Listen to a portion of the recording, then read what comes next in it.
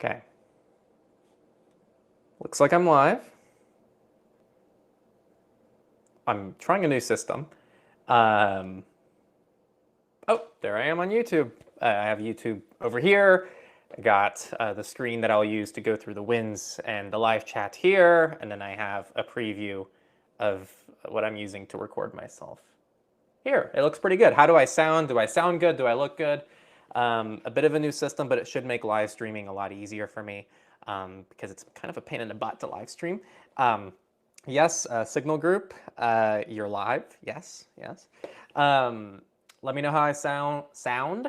And I'm excited to be here, everybody. Welcome to the Privacy Wins stream. As always, what I like to do is we have a highlight, which this case is the TOTP backup. So I want to talk a little bit about backing up 2FA codes / seeds, but especially how that ties into the whole rest of what you should be doing with your data to keep yourself safe out there. It's an under-discussed thing when it comes to privacy and security, because typically the more secure you make things, the harder it is to get in, which means that your backups need to also be strong so that people can get in. I'm here. I see a sounds good, look great. Okay, thank you, thank you. Yes, I actually have a new little light thing that should hopefully help with the lighting situation a little bit. So we're gonna go into the question, or not the questions, but the wins. And of course, say hi in the live chat. Hello, we got Ninja Sword Master there. Let me see if I can share that. I'm doing a little bit of a workaround. This only lets me share one screen, but then the Zen browser lets me split screen, as you guys can tell. And then let me make this a little bit cleaner of a layout. So how does this look for all of you? Can you see everything clearly? If not, let me know and I'll make any changes. But we got Sir Wolf, who says hi there. We got Howdy from Amelia Depresso, and the Ninja Sword Master says hi. So please say hi if you're in the live chat or in the Signal group. In the case of our patrons, there's a few of you who I know are waiting to get into the Signal group. I haven't forgot about you. It's just Fridays kind of when I clear back out all my emails back to inbox 0. Let's give everyone, there we go. We got Prun Gupta. Thanks for saying hi, welcome in. And yeah, I'm just gonna give everyone a few more minutes here to get settled before I get started here. We are Clippy, says Honest Repair. Yes, I finally watched the Clippy video like last week. I know, that's like been such an internet culture thing, and I just totally missed it, and now I'm caught up. I see myself on YouTube. Hi, Mom. I also got a hands up here from one of the patrons on Signal. Okay. We got some people on, so let me go ahead and find the highlight here, which was, I believe, Torbjorn. So Torbjorn, this is a pretty simple win, but I think it's going to create a lot of discussion here. And then let me see if I can move this over when I cover just the win. Sorry, live chat people. You'll be back in like 2 seconds. I've created a backup of my TOTP codes on another device. If my phone would have gotten stolen before, my accounts would not be accessible to me. So, and then the second one is I've also started to move Flatpak applications to limit where they can access on my normal computer. Normal Linux applications are installed at a root level. Flatpaks are only installed at a user level. So let's start with the number one thing here, which is also the title of the video. It's the highlight of the video, and it's something that I want to really detail for all of you. When we move things in a more secure direction, we already know what the benefits to that are. You're going to keep your account safer. You're going to keep your data safer. You get to control a little bit better who gets access to your data. We love this. However, this comes with a very almost inherent downside, which is that your data is also going to be harder to access, even for sometimes legitimate situations. Let's say you get into an accident, let's say you pass away, let's say something happens to you that prevents you from getting access to your data, even losing your device. Someone steals your device that has your TOTP codes. What do? So I said this a few months ago in a weekly privacy wins that resonated with people really well, which was, imagine all your devices get taken. Just like that. Let's say you're traveling, you have your laptop, you have your phone, you brought all your tech with you, and let's assume you don't have a desktop or anything like this. what happens if it's just taken away from you?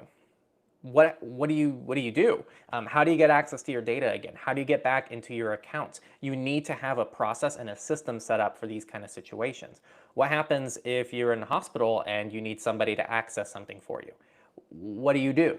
So these are the kind of situations that we need to really think about, because it's really easy to enable a toggle to, nowadays get end-to-end encryption, to keep things safer, to add TOTP. Privacy and security is getting easier and easier, but that also means that you need to be a little bit more responsible with this technology that can legitimately lock even you out of your data. So that's kind of my homework for all of you this week. I encourage everyone to have some kind of formal, and I see a lot of hearts, thank you. I encourage you all to have some kind of system in place. It could be documentation, it could be in your notes app, but what I encourage you to do is to have something that at least the closest people in your life can get access to. So that's the homework for the week if you don't already have a system like this. Otherwise, let me know what you guys come up with. In the live chat or in the Signal group, do you guys have anything that works for you? Definitely share if you have any kind of like really clever ways to back up data, and so to make it accessible to other people as well. Now the second win here is also really cool. It's from Torbjorn. So one thing I really don't like about Linux, and this is something I've communicated quite a bit, if you install OBS, like Open Broadcaster Studio, it's just, how a lot of people live stream, they do recordings. You just install it, right? And this is the same thing on Windows. You install it, you open it up, and oh, it has access to my camera. Oh, it has access to all my files. Oh, it has access to my keyboard shortcuts. It pretty much, when you install something, it just has access to everything. This is not how macOS works. macOS works just like your phone, where every little thing needs to actually have a permission to do that. And you can even do really cool things like, oh, it can only access files in this file system. So you can do a lot of this with Flatpaks on Linux. So if you are already on Linux and you want a bit of a security boost, I encourage you all to look into Flatpaks, because, like this user says, it's not going to be installed on a root level, it's installed at a user level. And if you guys want, you can get something called Flat Seal, which gives you the permissioning that you see on something like macOS. It's actually even a little bit more thorough. So huge wins here, improving the security of your desktop operating system. And also, I think Flatpaks are just really nice and easy to use, but also setting up a backup system. So good job, Torbjorn. And yes, I see some people here. My questions, how big of a, okay. So we have some questions here. Watching from Pop Cosmic. Nice. Yeah, so let's see. We got our first question. How big of a concern privacy is as compared to what paranoid people have made it out to be? And also, can you talk about Apple's privacy, and is it actually as good as they claim? Yeah, so before I head over into some of the other wins, thank you, Torbjorn, for your I keep saying question. It's not a question, it's a win. Thank you, Torbjorn, for your win, and that hopefully I drilled it in my head. Just a quick question here from Prune. How big of a concern privacy is as compared to what paranoid is? I'm not sure what that question is, to be honest. I don't know what your first question is saying, really. But I can definitely respond to your second question, which is, can you talk about Apple's privacy? Is it actually as good as they claim? Is it as good as they claim? I'd say I can pretty confidently say no. Is it much better than every other big tech company? And is it decently okay for the average person? I'm tempted to say almost yes. To kind of summarize, I think an easier way to answer this question is to tell you what Apple does really well and what Apple does really not well. And my dog's a little itchy, so let him have his time. Okay, so what Apple does really well, they make very basic privacy and security tools very accessible. So what I mean by this is, right now, as long as you're not in the UK, you can open up iCloud and just turn on advanced data protection. This gives you end-to-end encryption in pretty much the whole iCloud ecosystem, including your files, your notes, quite literally everything except email, contacts, and calendar. You can't replicate that anywhere else as conveniently and simply. And if you do this on Android, you're going to have to put in 6 different end-to-end encrypted services that you have to isolate and select, and it's going to be across 6 different accounts. It's just not that simple.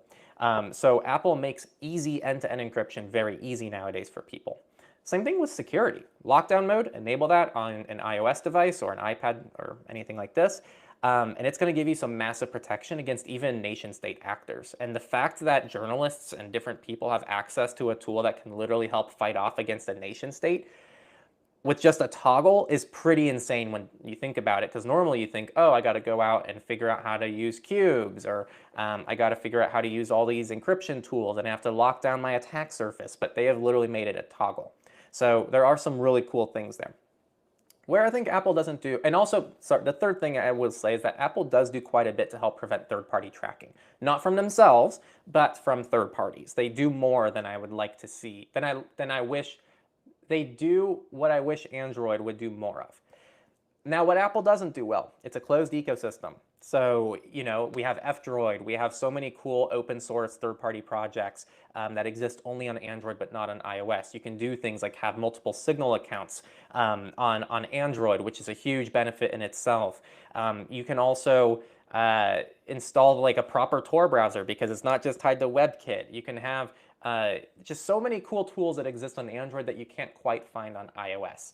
So that is something that I wish Apple did better. Of course, I wish Apple was a little bit more open source with things so that we could verify a little bit more of what they do. But yeah, I think those are kind of my general thoughts on Apple. It's a lot of nuance, and if someone just goes out there and says, oh, Apple sucks, never use Apple, I think they're missing some of the point, because actually there's a lot that Apple can do to inspire some other people right now to do better. And if someone says, Apple's awesome, only use Apple, I think there's also some benefits to be had elsewhere. So that's my long answer to your question, and I'm sure that will be on our Clips channel, because that was a longer rant than I expected. Question from a patron, is your dog an Apple fan? He uses no tech, actually. He's quite tech-free, so like I don't even use those like tracker things, so he doesn't technically use any technology. And then maybe I can, am I bigger when I do this? What do you guys like? I have three choices. I can be a bubble, I can be a rectangle, or oh, they're both rectangles. I can be a vertical rectangle or a horizontal rectangle. My thoughts on this one is pretty nice, and this one is nice. But let me know what you guys prefer. And then let's see. We have some comments here. I see myself on YouTube. Hi, Mom. I have an Agies, A-G-I-E-S. Encrypted USB where you need a pin to get in, and that is my backup. Very nice, yeah. I actually was sent one of these, and I'm in the middle of reviewing it, but it's a similar product, I believe. Can I stop sharing? Actually, no, I don't want to stop sharing. So it's also a similar thing here. So I'm still reviewing it and kind of forming my thoughts and opinions on it. But that's a pretty cool workflow you got there. Staying safe and doing well. Linux mentioned, watching from Pop Cosmic. I'm thinking about switching to Linux soon for good after going back and forth. So maybe I'll try Flatpaks. And yeah, Flatpaks make it very easy for you to install things. And also it's unfortunately kind of how you have to install software to this day that doesn't exist outside of like Debian-based operating systems. I think it's a bit ridiculous that the only way to really get Signal is from an unofficial Flatpak, which is a bit ridiculous. Will you recommend Cubes or Kali Linux for software development? Neither. Like, you know, I guess between those Cubes, because then you have a little bit more flexibility. Kali Linux is for pen testing. Cubes, I wouldn't say isn't really needed for software development. So yeah. Make a video on iOS privacy guide on iOS 26 is out. Yeah, it is still something that needs to be done. Kind of in the middle of kind of onboarding our new editor, so it's taking a while to kind of get them fully up to speed on everything. So eventually we'll get there. Let's take a quick break from those. Let's go back over to the wins. I got a few people in a Discord server to check the fingerprinting of the versions of Brave they installed, and when it showed they had unique browser fingerprints while mine had a randomized fingerprint, I screenshot my settings and posted it to them so they could see if it worked. So yeah, you should share what those settings are. We have a category actually on the forum that's called guides. So if you discover something, definitely post a guide and share what you found. Gent, I exported all books I had on Audible and set up Audiobook Shelf on MS Home Server. Also, I installed Find My Device as alternative to Google Find My Device on my phone running Calyx that works via SMS or other messengers. I haven't heard of Find My Device, so this looks really cool. I wonder if I can pull this up.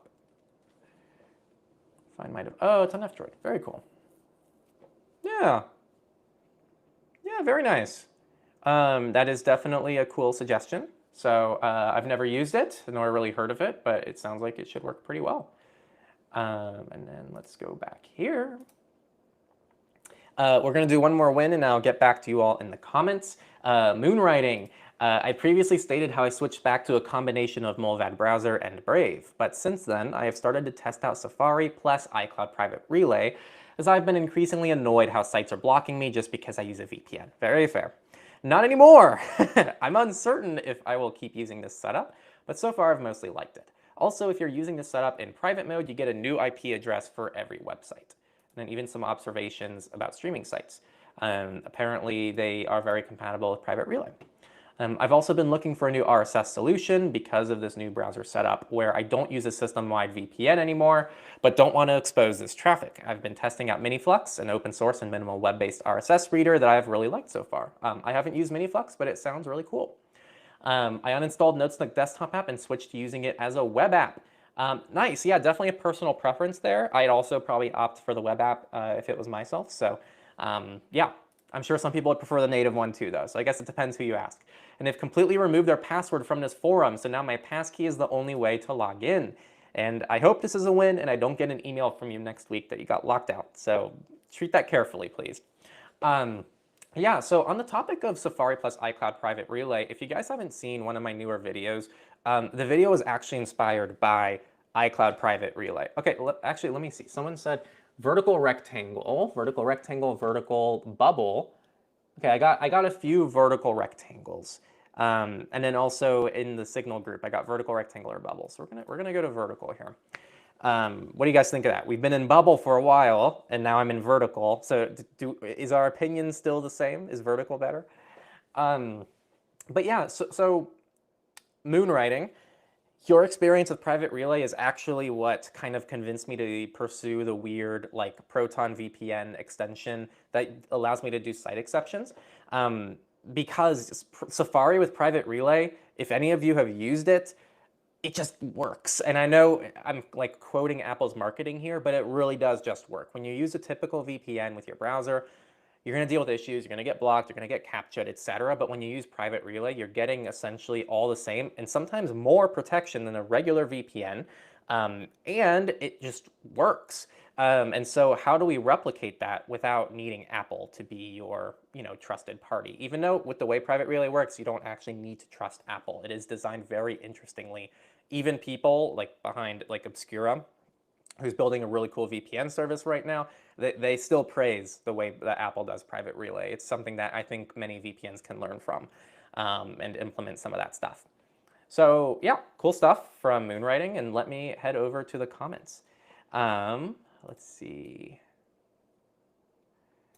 Okay, but for the comments, I do feel like the bubble is better, right? Because then you can see everything up there. Also, is there a way to like zoom this in?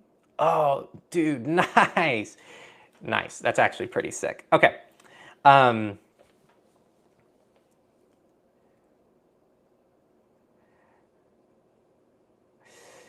new to going in depth with privacy, and while researching online and YouTube, it seemed people have made it such a big issue to the point they believe everyone after them. Yeah, I think that it's a rabbit hole that's easy to fall down, right? Like, we're talking about very sensitive things, we're talking about personal data, we're talking about things that make you you, and we're talking about people going after that. And I do see a lot of people in the community. So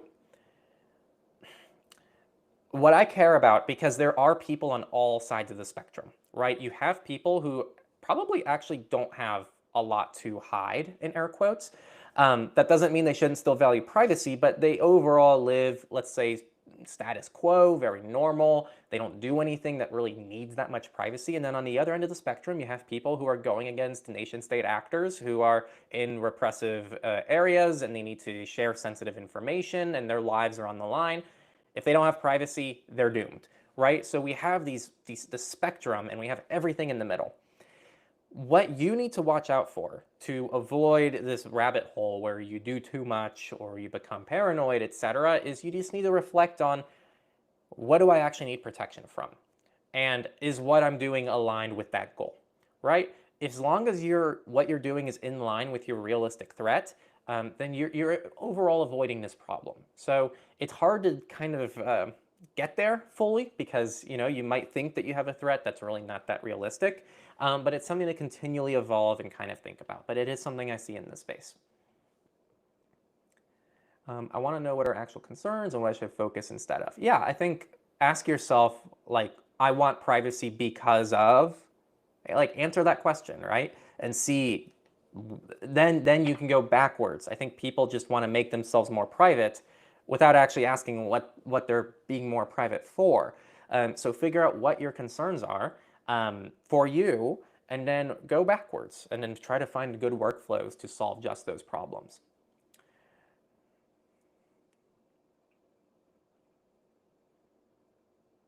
If Apple allow open source installation apps, I would change to Apple. Yeah, having some kind of F-Droid on Apple would be really cool. And we could see that in the EU coming soon.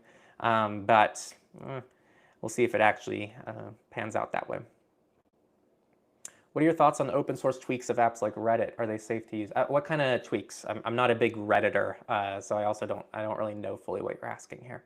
Hello, Hypercraxy. Actually, hello to everybody. I kind of stopped saying hello to new people. So yeah, hello to everybody who I've already mentioned their comments. I'm also looking at buying the same encryption USB. Can't wait for your review to drop. Yeah, do you have the same one? The one, I got it from DataSure. So yeah. Thoughts about the Proton email news about the journalist being blocked? Yeah, Surveillance Report, the newest one, is going to cover that story. My general takeaway from that, personally, is could have been better communication from Proton. Also a bit overblown, and none of it is really a reflection of the privacy and security of the service. So I think what needs to be discussed more is access to the service, what legally defines a hacker, and yeah, frankly, mostly logistical debates, which is not actually a lot of what I saw. I saw a lot of like typical outrage that was a bit misdirected, in my opinion. And if I was a journalist using their service, I'd be raising my eyebrows a little bit, just mainly because of what I just shared, which is like, I think what I'd love to see from them actually is like some kind of like blog post or something that details like, oh, like what will get you blocked from our service and what won't, and kind of like having like a fair terms, like I know that's in the terms of service, but having something that's a bit more digestible to the average person so that people don't get caught off guard when something happens to the Proton account. Yes, I did see that. That is still unfolding, so we will see what happens. For a normal person, what would you recommend? A lot of people recommend Mint. Is that a question? Sorry, there might be a typo there, so let me know what you meant to ask. Can you make a video on Portmaster setup? Yeah, that's a good idea, actually. I am pretty backed up, but it is a good idea. I love you guys and benefit greatly from you in the field of privacy. You have all my love and respect, and thank you for your efforts. Thank you, XE. That means a lot. So yeah, thank you so much for tuning in and leaving a nice comment. Seriously. Yeah. Linux Mint is great for new folks and experimental penguins. Also, IEDs say bluefin if you want more lockdown automated experience. I don't know if I said what you were trying to say. Yeah. I've had so many issues with Portmaster. I want to like it so much, but it breaks games and KDE Connect, which I use daily. Yeah, I like Portmaster, but I think people should be ready for a few things to break when they use it. Okay, now I'm getting cut off. I want to see more of your guys' comments. Oh, my cursor's over here. Let me see. But then I block you. So, okay, for this, I do want to move over here. I've had issues with Apple's private relay when on Wi-Fi networks. Bubble is superior. Bubble is better. Okay, we like the bubble. Okay, we're moving everyone around.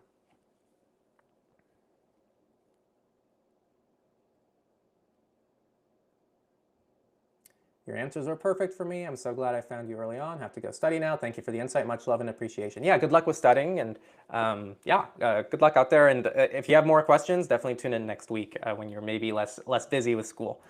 Let's continue with the wins. Now I'm all caught up, and I see someone's typing on the signal.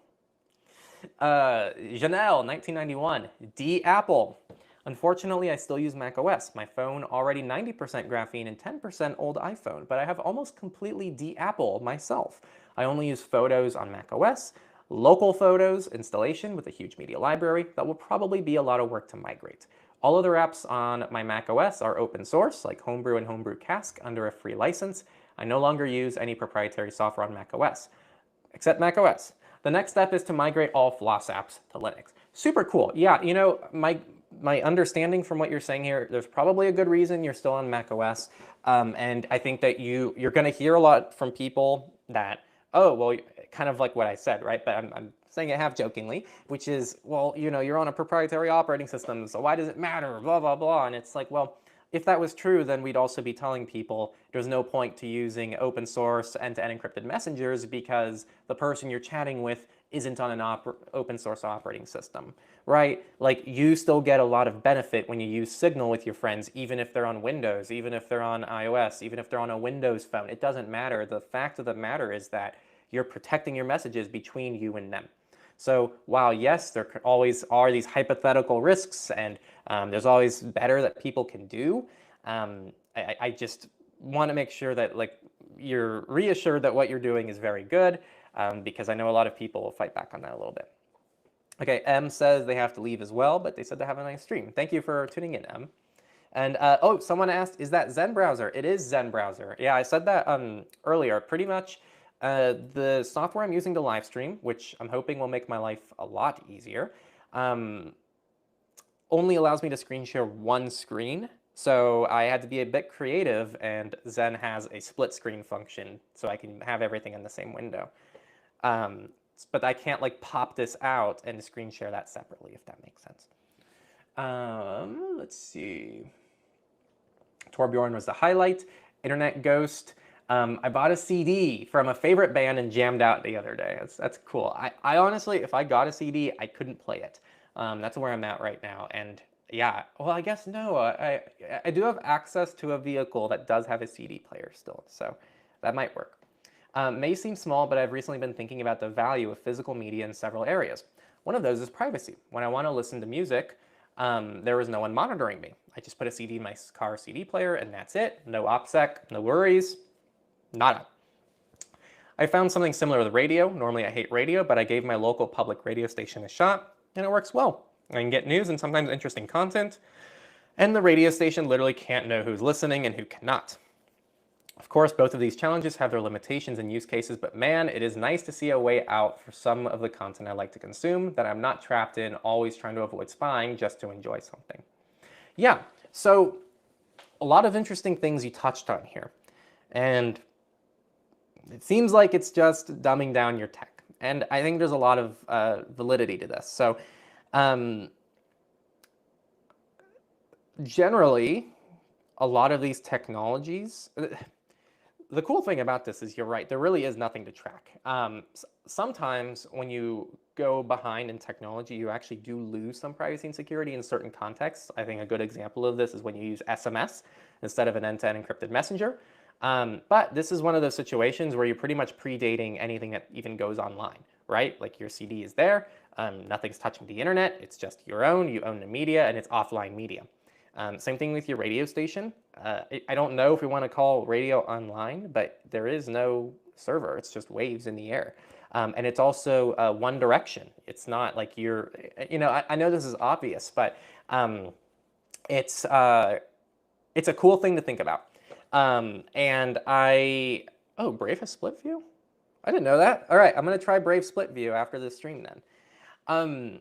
So yeah, I think there's something to be said about making things dumber again. I've been seeing a large surge recently in hosting your own local library for music. People who are downloading their music and keeping it on, like, MP3 players, or just keeping it locally on their phone so they don't have to rely on streaming services.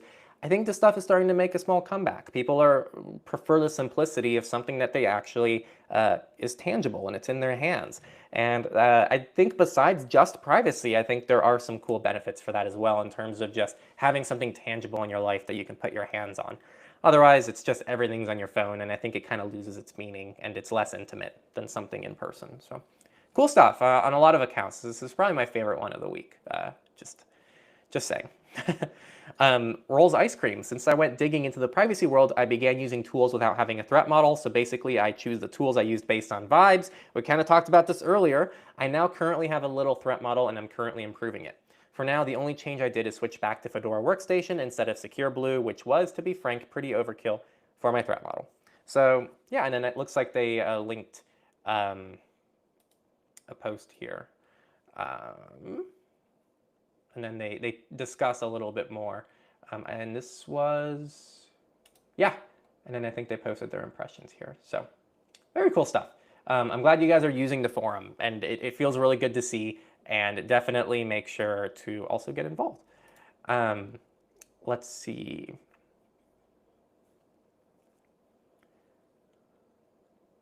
I finally found an argument I couldn't debunk myself in arguments against end-to-end encryption. It is as follows.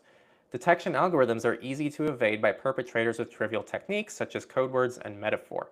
The surveillance system would therefore fail to catch criminals while subjecting the entire population to invasive, error-prone scanning.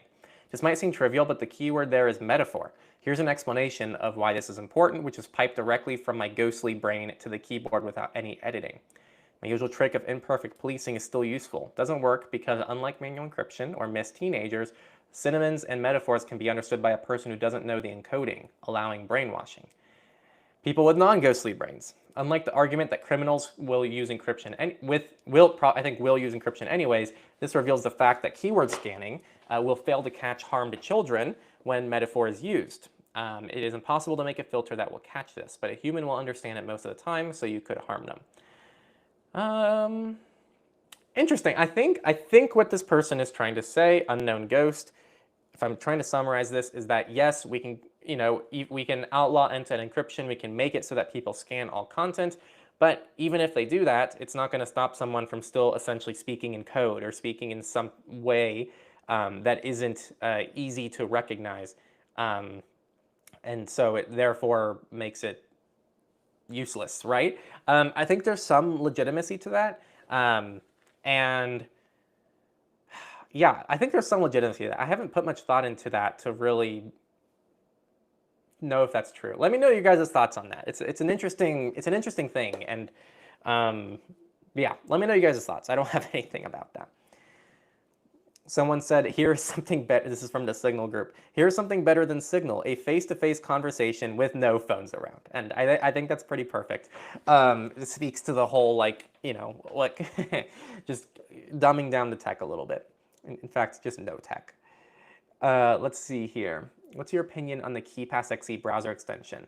Personally, I find that it doesn't work properly half the time, but it's nice against phishing. I'm just not sure how safe it is long term. My views and my personal experience, for the record, I used this years ago. This is like 3-4 years ago. I also had it not work properly half the time. And honestly, with an autofill password manager extension, if it doesn't work minimum at 90+% of the times, I'm just not going to use it because I'm just going to end up, it's the same thing. Like back in the day, I think DuckDuckGo has gotten better because lately I've been able to use it with less problems. But back in the day, maybe 4 or 5 years ago when I was using DuckDuckGo, maybe 60% of the searches worked perfectly fine, maybe even 70%, but 30% just didn't. And it got to the point where my default behavior ended up being to just put a start page tag at the end or a Google tag at the end, a bang, not a tag, so that my search would just automatically go to the other service because the chances of it failing and me having to do it anyway were so much higher. So it does change my behavior.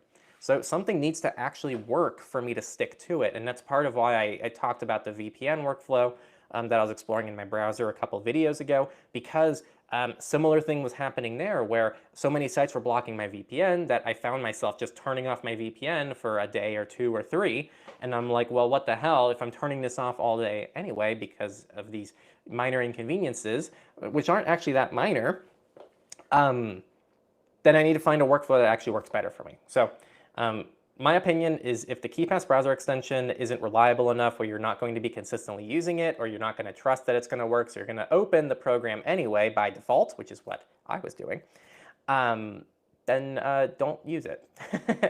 And maybe find another, password manager that does have a good autofill. You can actually use KeePass with any other password manager. It's super easy to just export your KeePass database with Bitwarden, and this is not a workflow I see people talk about often, but you can very much use KeePass as your day-to-day password manager, export your database maybe monthly, and just import it into a Bitwarden account and use that for your autofill in your browser. There's like nothing stopping you from doing that. I don't know why you would do that and not just use Bitwarden, but if you really wanted a autofill, then that's an option. Otherwise, just use your browser's native autofill, is what I'd say. I think the browser's native autofill is going to work a little bit better than KeePass's autofill. I've tested Linux Ubuntu on a 1-year-old Lenovo with the AMD, but I'm very disappointed. The computer runs hot and the fan is constantly speeding up. Is this something you have heard about? Honestly, I mean, have I heard about it? Yes. Can I help you? Probably not, because this is like such a wide spectrum. Like when I used Linux, I came from Windows, and pretty much most devices I still run Linux on, especially coming from Windows, it's an improvement. Like Windows is just very inefficient, it's very bloated, it has a lot of things running all the time, and then I run Linux on it and it typically just runs a lot better. But I also see people online like yourself who have the opposite experience. And someone I just met up with last week in Germany, also, they were like, yeah, well, Linux just runs very, it drains the battery of my device, etc. So I don't know. It's going to depend a lot on like what distro you're using, your processor, the drivers. So I'd reach out to the forums or the formal community to see if anyone else is having those issues. I can't help too much there. I'm sorry. Let's see. So my bubble is covering that. Let's see. What's your thought? This says, okay, I'm going to move myself over. Okay, what's your thought on uBlock Lite for Safari or Brave? Which is better or both? Same. You probably don't need to use any of this stuff with Brave. But in Safari, yeah, uBlock Origin Lite on Safari is really good. So for those of you who don't know, the developers of uBlock Origin, right? We love uBlock Origin, best ad blocker / privacy protection that you can get in your browser. If you're not using uBlock Origin yet on your devices, install it right now. It's like the easiest thing you can do to improve your privacy on any of your browsers. However, there was a new technology pushed by Google called Manifest v3. We used to have v2, now they updated to v3, which made it a little bit worse for ad blockers to work effectively, including uBlock. So uBlock released a version called uBlock Origin Lite, which is only for v3 Manifest browsers. Now, Safari gets this Lite version, and it's fantastic, though. It's about as well as you can do. You can also use AdGuard. AdGuard is good as well, but personally, I actually migrated in a Safari browser that I use. I migrated away from AdGuard to uBlock Origin Lite, and it's been working very well. So it's pretty good. I wouldn't combine it with Brave, though. Brave works fine, and actually you can enable just regular uBlock Origin inside of Brave in like legacy extensions. They do manually add that in. It is a long journey.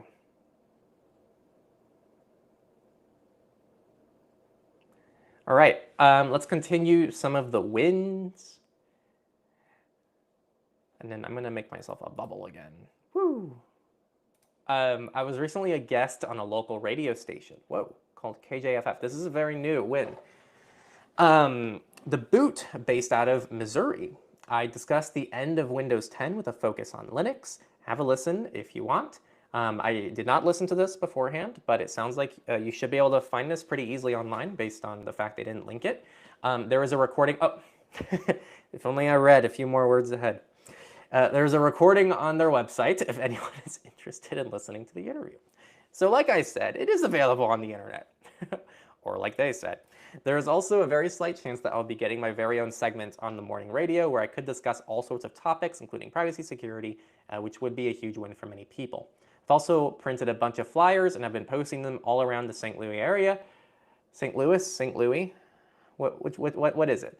To hopefully reach even more people. That's pretty cool. We have not seen a win like this before, so congrats on the opportunity. And I do hope you get that continual segment, because the more people we have talking about this in these different contexts, the better. And it seems like radio is the theme of the week. You guys are all kind of moving back to radio lately, so pretty awesome. Mohammed, leaving Reddit forever and switching back to the Fediverse. Very nice. Using WinBloat to install Windows apps on my computer. Nice. WinBoat, not bloat. Minimized WhatsApp access to the important apps profile using Graphene. Very nice, nice. Good wins, man. Yeah, and then Rolls Ice Cream says they want to try WinBoat as well. Why does it sound like you drive a convertible? I've heard that radio stations actually can track you. I don't remember how, but I think where you are and how connected your car is play some part. Admittedly, I don't remember too much and may be mistaken, but if you have a setup that's working for you, I think that's what truly matters. Anyway, congrats, sounds liberating. If any of you guys know about this, I have zero knowledge on radio tracking from a radio station. That is not something I know anything about. So if you guys know something about that, let me know. And I can definitely research it after. I'm going to do one more and I'll get back to your guys' live comments here. Not really a privacy win, but more like a convenience win done privately. Just started using Flocus Bookmark Sync with my Nextcloud instance to sync my bookmarks to all my devices. It works wonderfully as it can sync between Firefox and Brave. Very nice, and it is a very cool selling point. A lot of people ask, what's the point of having like a bookmark syncing tool? Yeah, it allows you to pretty much freely move between any browser. So you can even sync between Firefox and Brave. It's pretty cool. Another thing to add, I recently started working part-time at a computer store and noticed that a lot of older people use LibreOffice, probably because it's free. Nonetheless, it's cool to see so many people use it. I'd say the distribution of people choosing Microsoft versus LibreOffice is basically 50-50 at that store. I would not have expected to hear this as someone who actually finds LibreOffice a bit rougher to use than Microsoft Office, which in my view is like, well, you know, I feel like older people, you know, they like things to be a little bit easier to use, but it's free. And that's cool to hear and reassuring and very awesome. So I think it's cool. And then let's go back over here.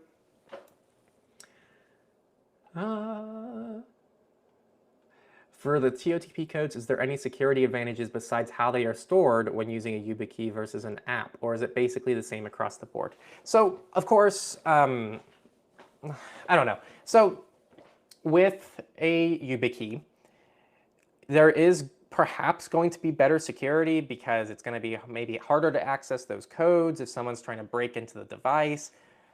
It's not going to matter for most situations. So the main point, I always like to say this, the main point of 2FA, especially TOTP codes, is that it's preventing something that's very basic and common, which is your password gets breached. So let's say you have a Google account, you have your username and your password, and then you have your TOTP code. Let's say your username and password get leaked online and you use it on multiple platforms. So now that Google breach has led to you having all your accounts breached. With 2FA, this makes it so that no one can actually access it, even when they get your credentials. Now, beyond that, you know, you're going to hear people ask, oh, should I keep 2FA in my password manager? Should I keep it on my phone offline? Should I keep it on a secondary device? Should I keep it on a YubiKey?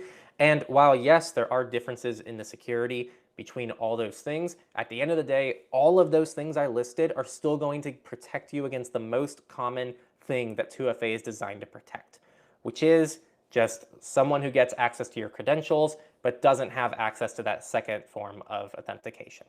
So if you're someone who is holding off on 2FA and you don't have it enabled anywhere, that's step one. You shouldn't even be talking about this or thinking about this. Just get 2FA enabled on your devices with a system that allows you to still view and export your seeds into anything else down the road. And if you want to be best case scenario, the YubiKey is probably very good. Also, just a secondary phone is very good as well. Of course, you can also just use a regular TOTP app, ideally one that's offline on your phone is kind of the next bet, and then you can use cloud-based ones from there, and then you can also just sync via your password manager and keep it all in one place, which again still gives you that protection of still giving you, if it's in your password manager, what you're protecting against is someone breaking into your password manager, right? Like that's the second attack, but that's a lot less likely than someone just leaking your credentials online, right? So that's kind of the order of priorities for most people. Let me move myself out a little bit. I didn't know uBlock is available for iOS. Going to switch over to it. I've been using AdBlock Plus. Yeah, it's fairly new, and as of the last couple months, I believe. It's uBlock Origin Lite. It's on the iOS App Store. It's also on macOS, I believe, if you use Safari on desktop for some reason. And yeah, it's pretty nice. Privacy Badger, not technically an ad blocker, but the ads you see likely not tracking you. What's the Fediverse? The Fediverse is, that's a loaded one. Should I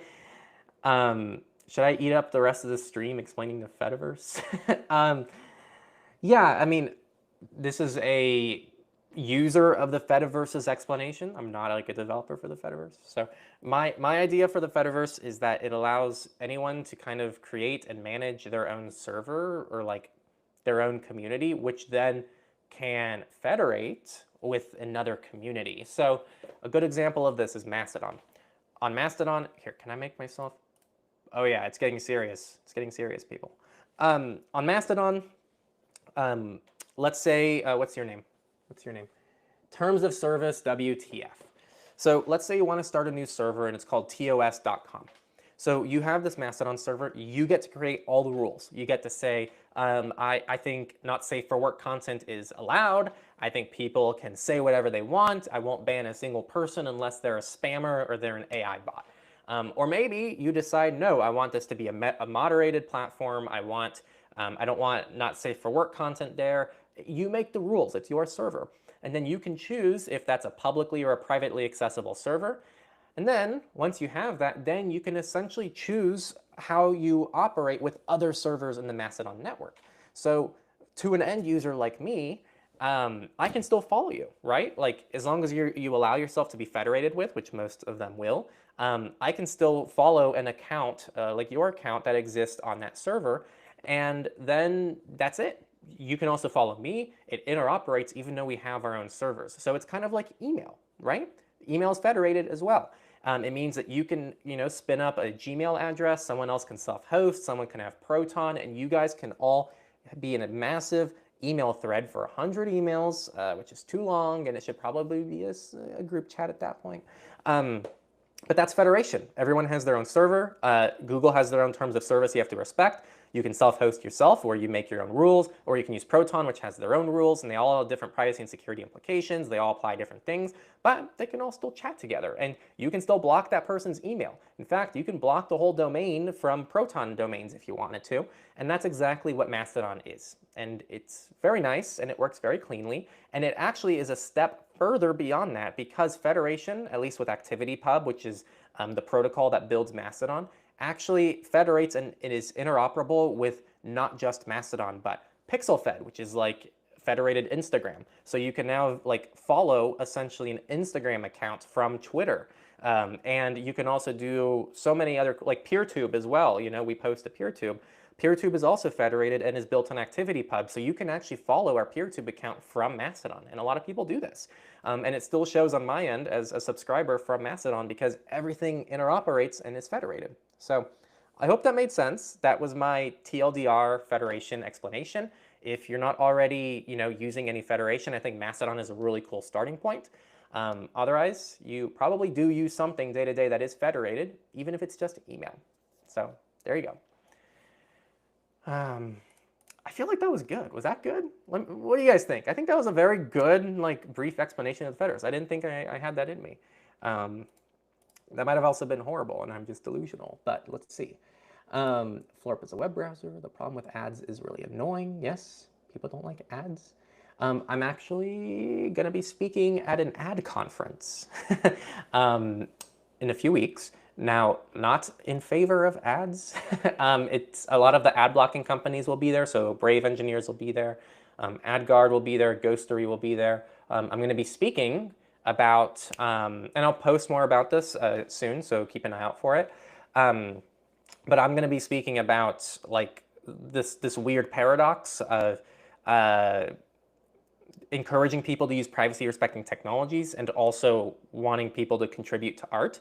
Because right now it's really weird to be a YouTuber, right? Like posting stuff on YouTube, because I encourage you guys to all use ad blockers, not just because ads can be obnoxious, but because it is not ethical for me to not suggest using an ad blocker, because they're good for your privacy, they're good for your security, and they are fighting against surveillance capitalism, which I think is one of the worst things happening in the world today. So I, in good faith, am only going to suggest you all to use ad blockers. But me suggesting this to you does hurt us financially, like objectively speaking. And there is no way around it. If you are using an ad blocker, I do it myself, and I'm watching a YouTuber's content and I'm not running ads on their content, it is no different from stealing from the YouTuber. And that's okay, right? This is okay. I think it's a difficult discussion. It's a difficult thing to talk about, but I think it's something worth talking about of like, okay, so what are some alternatives? Can we find some, different ways to do this? Are there privacy respecting ads that allow people to support content creators and just art in general on the internet? What about blogs, writers? Like without the ad model that the internet was built on, which is this free to access but has ads model, everything falls apart. Everything that we love and enjoy about the people that we follow, the information, yeah, it would just not be as strong. There's a reason why PeerTube has no content creators, and it's because there's no monetization model there. So when people put 20 hours into a video and they post it to YouTube, it's not going to be worth their time. Whereas if they post it to YouTube, they're going to be at least financially incentivized from YouTube itself. So anyway, this is all to say that I'm going to be doing a talk about like this weird thing and how there is actually this really cool opportunity for someone to step in, and this is kind of what Brave's been trying to do with their like Brave Rewards thing, where you can like tip creators and stuff like this. I think that kind of stuff is really important because it builds some kind of model where people can get content for free and be rewarded while they do that. And still have ads but not contribute to this like awful system that we've developed. So I don't know. It's a weird thing. I'm still kind of processing my thoughts on it. I would love to hear your guys' thoughts on it. It's a very weird situation to be in. But I have no issue saying, and also being a part of this problem myself, which is when I'm watching a content creator and I have an ad blocker on and I'm not supporting them on Patreon, I'm not doing anything, I do feel like I'm stealing from their content a little bit. So yeah, that's something that I'm still thinking about to this day. And that is, I didn't sell my talk very well. Yeah. Let's see here. Doesn't YouTube Red or Premium support the YouTubers? It does. So that is a way to do it. But then content is fully paywalled, right? Like that's the pro and con to this thing. Like, is it right to deny people of information? Like this channel is built to be free, and it's possible because of people who support us on Patreon and our Techlorians on our forum and sponsors and ads. Like if we didn't make ad revenue from YouTube, we might not be able to have a PeerTube, because PeerTube we have to pay to host and actually run it. And so it's I'm mixed on that as well. I do think there is a place for paid and paywalled content. I think it's a great revenue model. But I think then people who don't have money to access it are going to be at a disadvantage, and they're not going to have access to the same stuff. And I think that sucks as well. And I wouldn't want to structure Techlore in a way where people without money couldn't access the information either. So, yeah. Let's see. It blows my mind that people don't use AdBlock. I haven't seen an ad in 25 years. Oh yeah? Well, I'd like to tell you about DJI and their microphones. Did your ad blocker catch that? Yeah, I'm just being a smart ass. Let's see. Look up their terms of service. Let's see. Do you guys use rewards? I actually need to look into it. We used to use Brave Rewards, and I might have deleted it, so I might be part of the problem. I'm going to look into it. So I'm going to add it to my Scratchy Dog. I'm going to add it to my to-do list, because we definitely used to use it, and I forgot why we stopped using it. because we actually got a lot of support from you guys there. And I guess the closest thing to that is we do support Monero tips as well. And actually, we do have that on XMR chat. I even pulled that up here. I'll show that later, though. I'm all over the place now.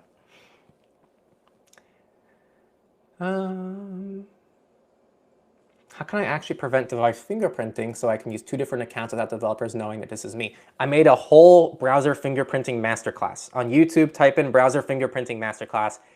I dive into it very thoroughly, and I cannot answer this in a live stream because I think that video is like 35 minutes.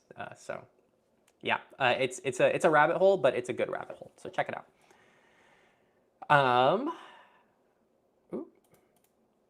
Let's see.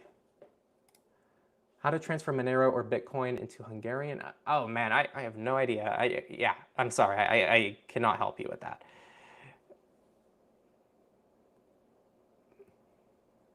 Yeah, this is pretty cool. It sounds a lot like what Odyssey is trying to do, as well as potentially Brave as well. Yeah, it's very nice stuff. Exactly. LOL. People are just lazy. Sponsor block. Yeah, did sponsor block catch my DJI sponsor segment though? Yeah. By the way, that means DJI. I have an IOU on DJI. Like they're legally compelled to have to pay me now because I'm promoting their product. It's funny actually because you guys, it's a very good product, these wireless mics, but they come with this obnoxious DJI logo on it, so you can't see it in most videos. But I actually just put electric tape to cover the logo, if you guys can see that. And it's the same thing with the one on my shirt, because otherwise it's like DJI. And then, you know what? I paid for this. They did not pay me. And I don't need to just advertise a brand in like every video. It's a bit ridiculous. LOL. If people can't be bothered to install an ad blocker, they deserve to go through the hell they would have to go through using the internet. I feel like back in the day, ad block was started on everyone's PC. What do you think of 1Password? I just subscribed to it. Yeah, I think 1Password is really good. I like the team behind it. I wish it was open source. And it's not something I personally use. This is a hot take. This is just me. People love the UI, the UX of 1Password. So I know that I'm the weird one here.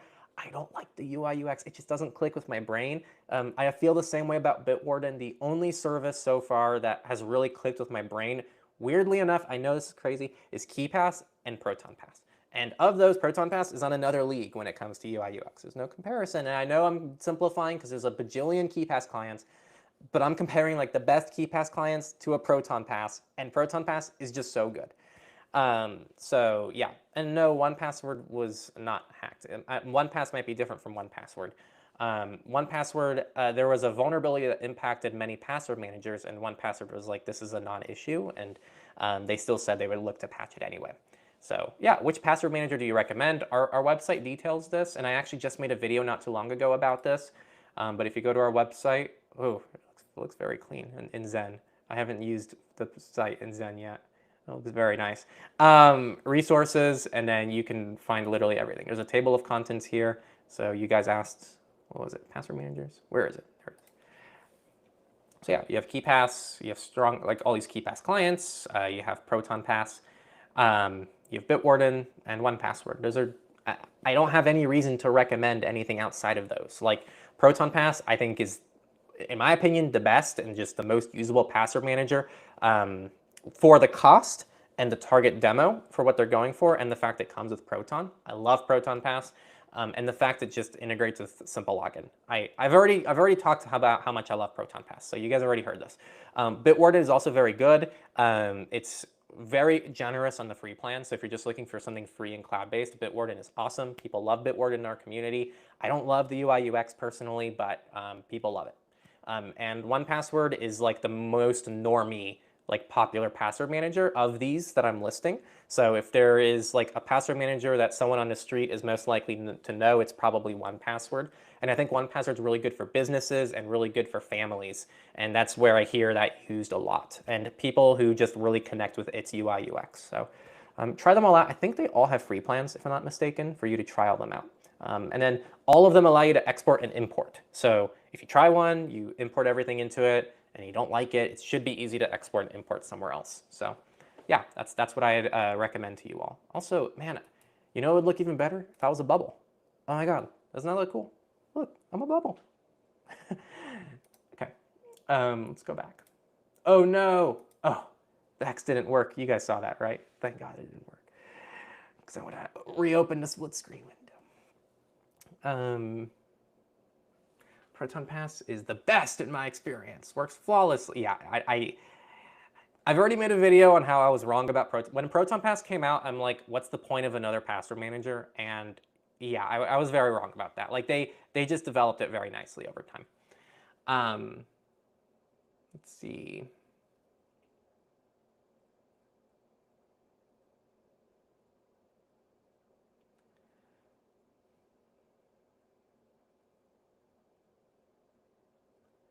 Curious why people use online password managers instead of something like KeePassXC plus SyncThing. Well, one, SyncThing is, unless you have a crazy weird workaround, is only going to work on your local Wi-Fi network. So that's already issue one. If you are frequently traveling, if you want to do blah, blah, blah, like it's just not the same thing as a 24/7 server that's away from a Wi-Fi network. So that's one. It's a great workflow. When I was using KeePass, I was using SyncThing, and it was fantastic. But it's also not quite as reliable. So it's a pro and a con. What I would say is that workflow might work for a lot of people, and I think it's a really cool one, and it's something I did in the past as well. But it isn't quite as convenient or simple and as accessible to people who are used to accounts and people who are used to logging into something, and what they did on their phone 10 minutes ago is already there, ready to go, kind of like magic. So yeah, that's what I'd say. Also, SyncThing needs to be running, constantly. There's issues with SyncThing, even though it's super cool. So and there's also issues with the other one. So neither are perfect. But I did want to at least share why someone might not want to use SyncThing. Yeah, Proton integration with email and simple login is good. Yeah, it's pretty awesome. Yeah, and you might like 1Password better. So like when I say Proton Pass is awesome and I like it the most, a lot of people like 1Password better than Proton Pass. So try both.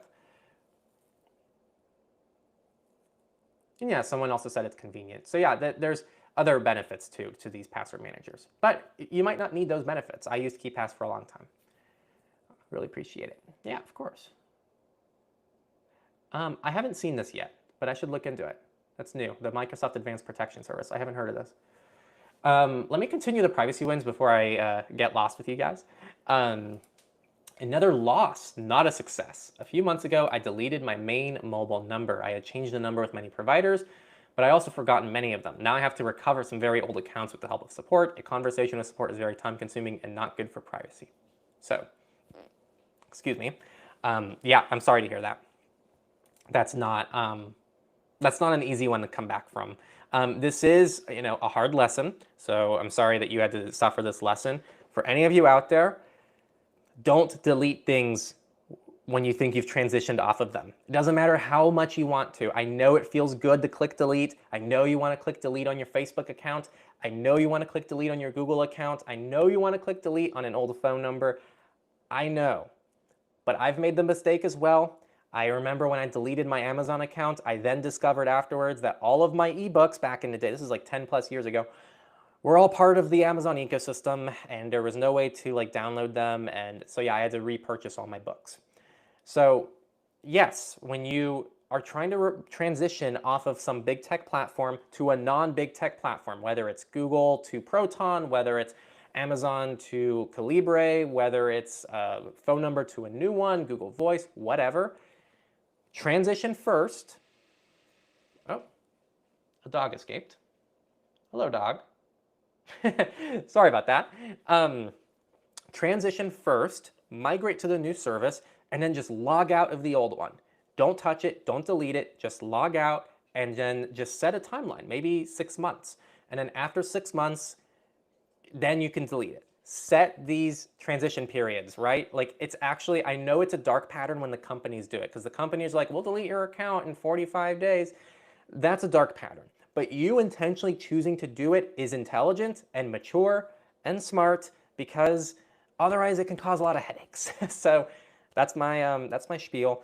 It's something that I've been burned on myself a lot, so I'm sharing this because I've done it, Janelle's done it, and I'm sure a lot of you listening to this have done it, where, yeah, you delete something that shouldn't have been deleted yet, and it's easy to get impatient, and I think I made myself clear. I'm talking in circles now. And yes, I know, deleting an account is so rewarding. Just, you gotta hold off. You gotta wait for the cookie. You know, there's a study where if you wait for a cookie, you get more than one cookie. That's this. That's this. You'll get more than one cookie if you just wait. Torbjorn had a second win. They also had the highlight win this week, which is the 2FA backups that we talked about earlier, but they also started hosting Jellyfin using Podman. I use it to stream music from my computer to other devices on my home network. I'm looking into being able to access it outside my home network. It seems to need a VPN and seems very complicated. Yeah, accessing your self-hosted stuff on your network, outside your network, it's never fun.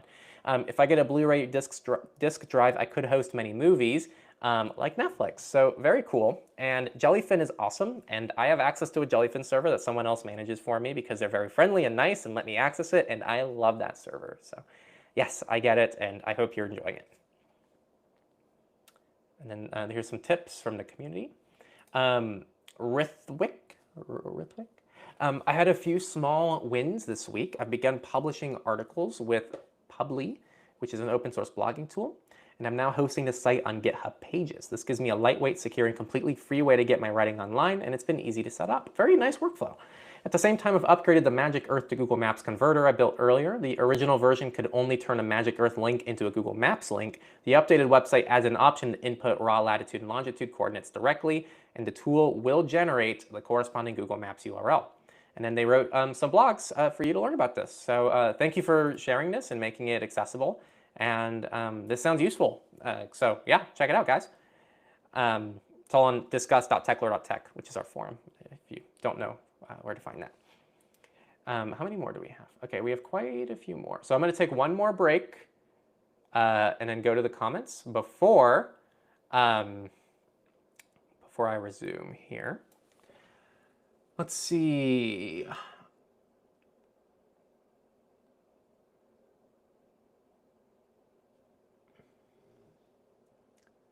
How you use your browser inside of VPN or VM or Mac OS. Are you asking me right now, or are you asking you as in you in general, like anyone? If it's me, this is a production machine which is just running Mac OS. And so, yeah, it's just the browser installed on Mac OS. Otherwise, yes, you can always use a VM, especially if you're on Linux. You can also do cool things like GPU pass-through on Linux and run operating systems almost natively. It's pretty cool. There's a lot of opportunities there for some cool tech. Let's see.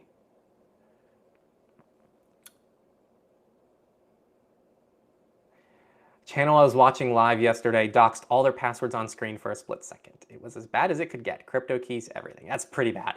I hope they figured that out. Live streaming tips. Always nice to have dedicated devices for live streaming and production. And also, even if it's on the same device, definitely good to like force quit anything that could be sensitive so you don't accidentally open something. So yeah, lesson learned the hard way there. Hopefully they're good. Why do you have internet download and upload limits on home internet in the US? In Europe, we don't have this limit. I don't know, man. I wish I could tell you. It'd be really nice to not have forced limits.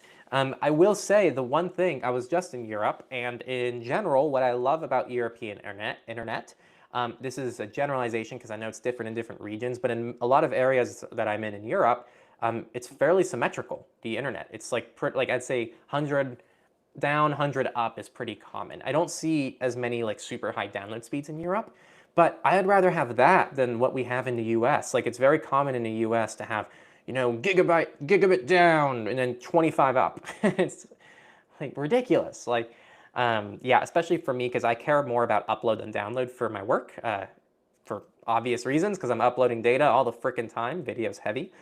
So yeah, I wish I had better upload speeds. Let's see. Are there any non-KYC privacy-first crypto wallets would you suggest? Okay, so I do marketing for Cake Wallet, so of course I'm going to say Cake Wallet. I genuinely think, and I've said this even before I joined Cake, that I think it's a great service. It is KYC free. You're going to get access to like literally privacy tech that you can't find in other wallets right now, especially in the Bitcoin side of things, but of course Monero, and you can swap between them. So Cake is awesome. But if you don't like Cake for whatever reason, Monarujo is a great Monero wallet. It's Android only, but that's very nice. And other than that, just look for something that is self-custodial, so you own your own keys. And ideally, it has Monero support as well. So those are kind of the starting points for a lot of people. I'm not super. Yeah, this isn't some. I'd have to do more research into this. This isn't something I'm really well versed in. Bitwarden plus Ente, a good combo. Yeah, that's great. I assume you mean Ente Auth. I currently do Proton Pass plus Ente Auth. Ente Auth is really nice, so yeah, no reason not to use it. I deleted my Facebook because I hadn't logged in for over 10 years. That was plenty of time. Give it like a year or two almost. Yeah, you can also wait 10 years like Brendan. Deleting an account is so rewarding. I only use Facebook for the Messenger with family. Yeah, that's a lot of people, unfortunately.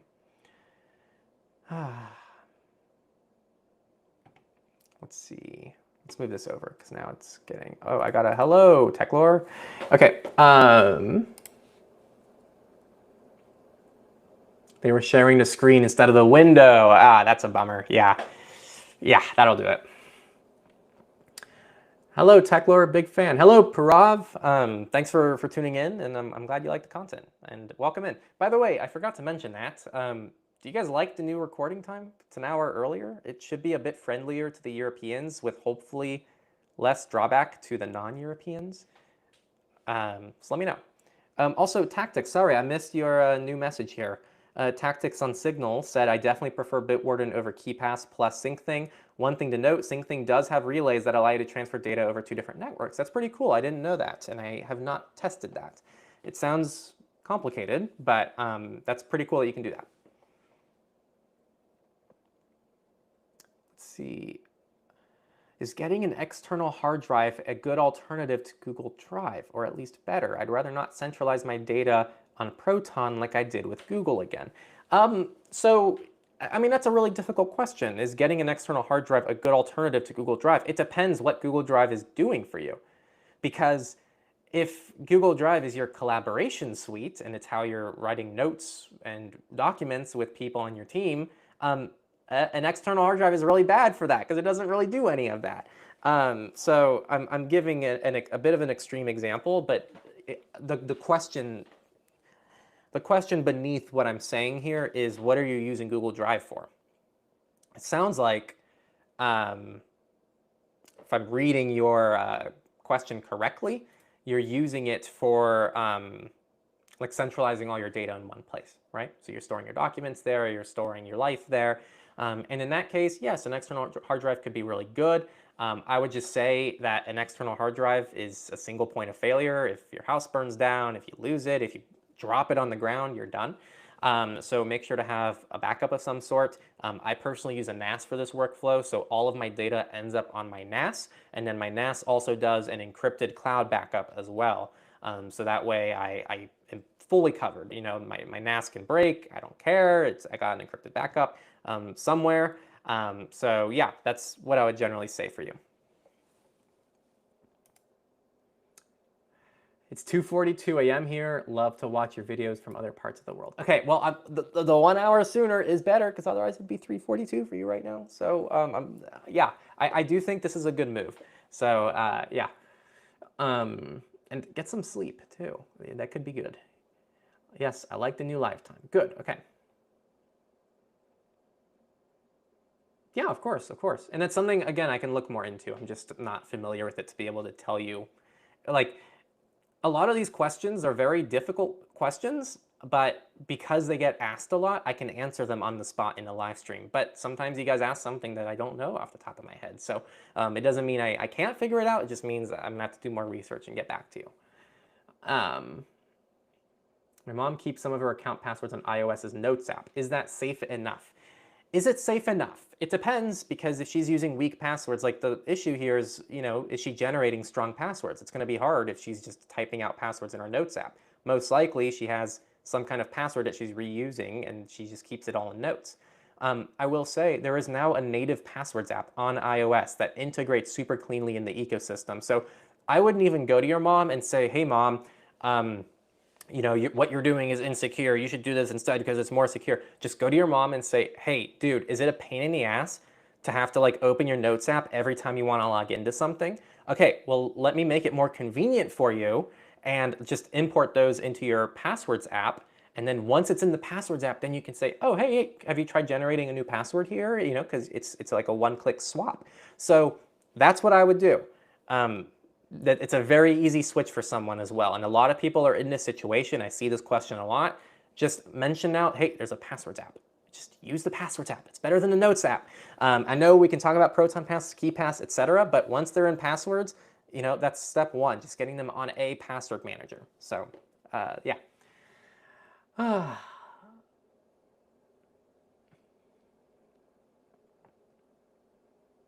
What could I have done better? I don't know. What could you have done better? I don't want to say you could have just picked a different service because that seems a bit obvious, but yeah, I don't know.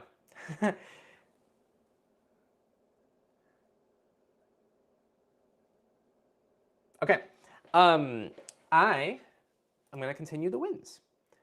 This is the last series of wins, and I am getting pretty tired. So I got back from Europe a few days ago, so I'm still dealing a bit with jet lag, and I have this insane like midday crash that's been happening, and it hasn't happened yet. So the first day it happened at 2:30, and the next day it happened at like 3, and 3 is in like 45 minutes for me. So I'm gonna try to get ahead of it, so I don't just crash on live stream, where I just start going. So yeah, could be the longest live stream I've ever done though if I fall asleep on a live stream.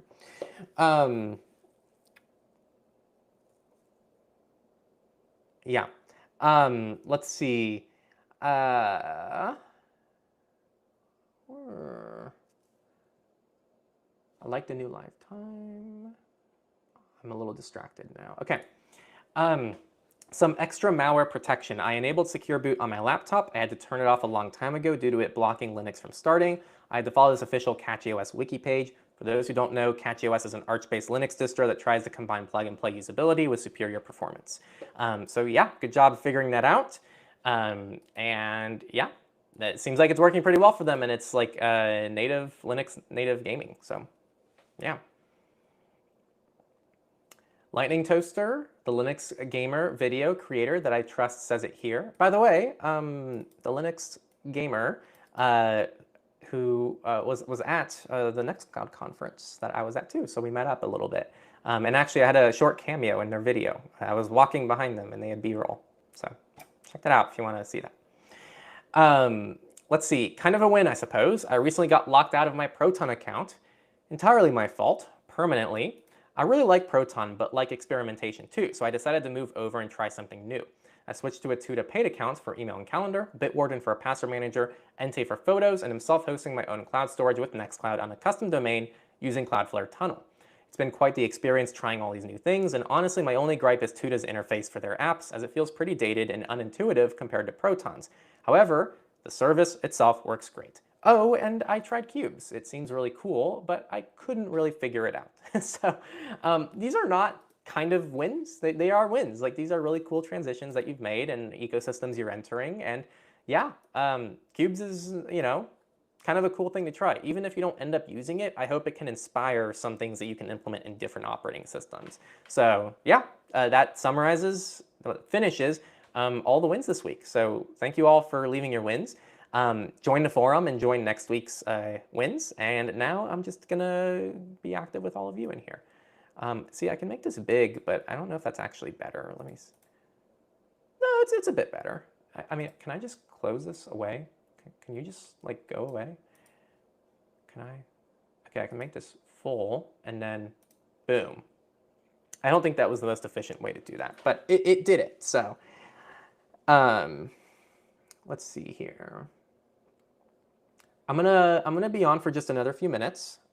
So like, let's leave your final comments here and any final questions, and then I will probably give this about 4 or 5 minutes. Let's see. Thank you once again, of course. Thanks for tuning in, Alex. GG, hello. Living off the land seems to be a term used for negative things. Is there a similar term for the same concept but for doing positive things? I've never heard this term, so I don't think I can give you an inverse of a term I don't understand. Maybe, does anyone else have ideas? I'll phone a friend here, which is all of you. I use Catchy OS, by the way. Yes, here we go. Yes, get some rest. Thank you for everything you do. Thank you, thank you.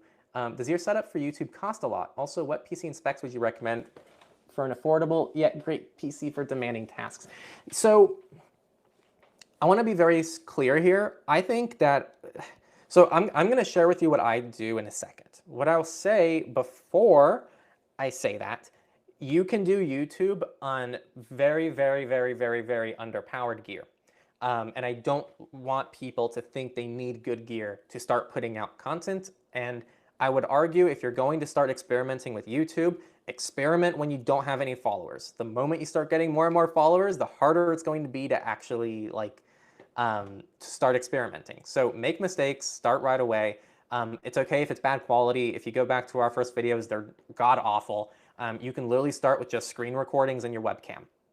It's not far from what I'm doing right now. Like, yes, I'm using like continuity camera, so I'm using my phone as my webcam, which is a little bit more, but most people can do that if they have even an older iPhone, they can do it. I have like a clip-on light right now. I do have this like nice mic that I think sounds pretty nice, but you can use earbuds. Like the earbuds on the earpods are very good. You can record with these. You can use your webcam on a computer, and you can just turn on your lights in your room, and just if you have something to say that's interesting, people will watch it. So that's what I'll start off by saying. Now, does my setup cost a lot? In some ways, yes. Like, not just the videos themselves, but a lot of the software I use has monthly subscriptions. I have to pay myself. I have to pay my editor. We have a lot of equipment. I also do like more formal productions that you guys are very familiar with, I hope, which is like I sit in front of a camera and I do a formal recording. So I have a nicer camera that I can use for that as well. And, you know, SD cards, mics, actually like an editing machine. So yeah, like I would say that I'm as efficient with it as I can be, and I'm actually trying to make things more and more efficient over time.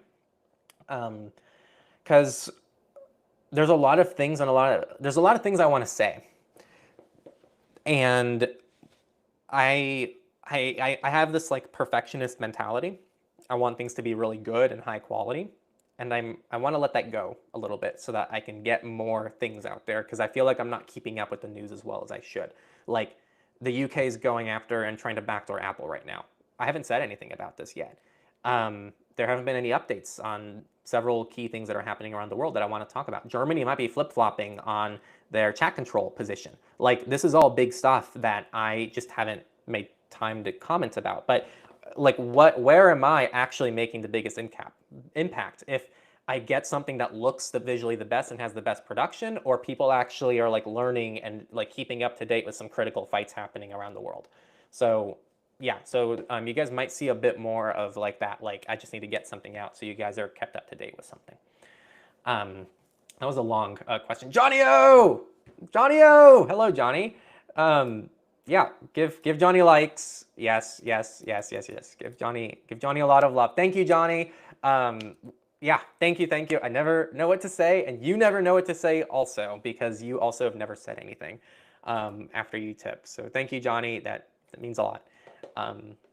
Yeah, sir. Why don't you have a Discord server? Okay. Sorry, I'll get to you. Let's see. I should probably join the forum, to be honest. Yes, and yes, please do. I think you'll enjoy it. I've been very busy the last couple months and trying to prioritize content. And so the forum is something that now that the editor is kind of getting up to speed, we're looking to really like dig more into that and reprioritize you guys a little bit more. So yeah, check it out. Let's see. I want to convince my contacts. Thank you. Yeah, you're welcome. Are you using Zen? For this live stream right now, I am because of the split screen function, but one of the patrons in the Signal group notified me that there is a split screen in Brave, so we'll see what happens next week. Ryan said, thanks for your inputs on privacy. Of course. If you're not gaming, okay, be aware. Clippy. Johnny O, just at it again. Johnny's always at it. Did your mommy say yes? Excellent work, Johnny. Yeah, no, thank you, Johnny. Like seriously, like the support for this means a lot. Like just doing this is a lot of fun, but of course, like getting a tip as well during it, like really means a lot. So thank you. Sir, why don't you have a Discord server? So we used to have a Discord server. Technically, I can still log in and view it. It's just private. But it was a lot of maintenance. We had to have a lot of mods to maintain it. I also gave it up in favor of the forum because what was happening on Discord was someone would join and they'd ask a question like, oh, hey, you know, what should I, you know, what's a good VPN? And then people will have a whole hour discussion about it. 6 hours later, a new person joins the Discord server. Hey guys, I'm looking for a VPN. And then a whole hour-long discussion takes place about VPNs. And this is real-time chat platforms like this. Matrix has the same problem, worse, because Matrix doesn't have as good of organization and even somehow a worse search than Discord. And the forum is just an objectively better thing for that, right? Like the forum allows you to, like, I've been doing some AI searches and our forum is like shown as a source in those searches.